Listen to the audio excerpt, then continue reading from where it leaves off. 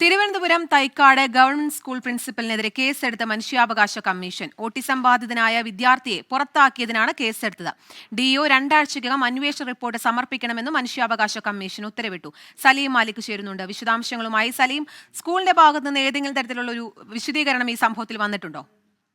കീർത്തന, ഈ വിഷയത്തിൽ സ്കൂളിന്റെ വിശദീകരണം വന്നിട്ടില്ല എന്ന് മാത്രമല്ല, മനുഷ്യാവകാശ കമ്മീഷൻ ഈ വിഷയത്തെ നിരീക്ഷിക്കുന്നത് അതിഗുരുതരമായ വീഴ്ച സ്കൂളിനും പ്രിൻസിപ്പലിനും സംഭവിച്ചു എന്ന നിലയിലാണ്. ദിവസങ്ങൾക്ക് മുൻപായിരുന്നു ഓട്ടിസം ബാധിതനായ വിദ്യാർത്ഥിയെ സർക്കാർ സ്കൂളിൽ നിന്നും പുറത്താക്കിയെന്ന വാർത്ത പുറത്തു വരികയും അത് വിവാദമാവുകയും ചെയ്യുന്നത്.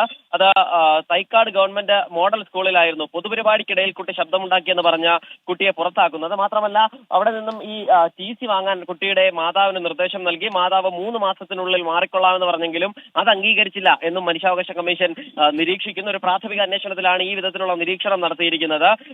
പ്രിൻസിപ്പലിനോട് ഒരാഴ്ച സമയം 3 മാസത്തേക്ക് സമയം ചോദിച്ചെങ്കിലും ഒരാഴ്ച സമയം മാത്രമാണ് പ്രിൻസിപ്പൽ നൽകിയത്. കുട്ടി സ്കൂളിൽ തുടർന്നാൽ മറ്റു കുട്ടികൾ സ്കൂളിൽ വരില്ല എന്നും പ്രിൻസിപ്പൽ പറഞ്ഞു എന്നാണ് മനുഷ്യാവകാശ കമ്മീഷന്റെ നിരീക്ഷണം. അങ്ങനെ ഇതെല്ലാം ഉൾപ്പെടുത്തിക്കൊണ്ടാണ് ഇതിൽ സ്വമേധയാ കേസ് മനുഷ്യാവകാശ കമ്മീഷൻ ഏറ്റെടുത്തിരിക്കുന്നത്. മാത്രമല്ല, തിരുവനന്തപുരം DEO ഈ വിഷയം 2 ആഴ്ചയ്ക്കകം അന്വേഷിച്ച് റിപ്പോർട്ട് സമർപ്പിക്കണമെന്നും കമ്മീഷന്റെ ആക്ടിംഗ് ചെയർപേഴ്സണും ജുഡീഷ്യൽ അംഗവുമായ K. ബൈജുനാഥ് ഉത്തരവിലൂടെ പറയുകയും ചെയ്യുന്നുണ്ട്. ദൂരപരിധി കാരണം കുട്ടിക്ക് TC വാങ്ങുന്നു എന്ന അപേക്ഷയിൽ എഴുതണമെന്ന് പ്രിൻസിപ്പൽ അമ്മയ്ക്ക് നിർദ്ദേശം നൽകിയതായി ഈ മനുഷ്യാവകാശ കമ്മീഷന് മുൻപിൽ അമ്മ മൊഴി നൽകിയിട്ടുണ്ട്. ഇതിന്റെ കൂടി പശ്ചാത്തലത്തിലാണ് ഈ മണക്കാട് സ്വദേശിയായ വിദ്യാർത്ഥിയെ പുറത്താക്കിയ സംഭവത്തിൽ മനുഷ്യാവകാശ കമ്മീഷൻ സ്വമേധയാ കേസെടുത്ത് അതിന്റെ റിപ്പോർട്ട് ആവശ്യപ്പെട്ടിരിക്കുന്നത്. കീർത്തന, ശരി. ഓട്ടിസം ബാധിതനായ വിദ്യാർത്ഥിയെ പുറത്താക്കിയതിന് തിരുവനന്തപുരം തൈക്കാട് ഗവൺമെന്റ് സ്കൂൾ പ്രിൻസിപ്പലിനെതിരെ കേസെടുത്തിരിക്കുകയാണ് മനുഷ്യാവകാശ കമ്മീഷൻ. വാർത്തയുടെ കൂടുതൽ വിശദാംശങ്ങളാണ് സലീം മാലിക് നൽകിയത്.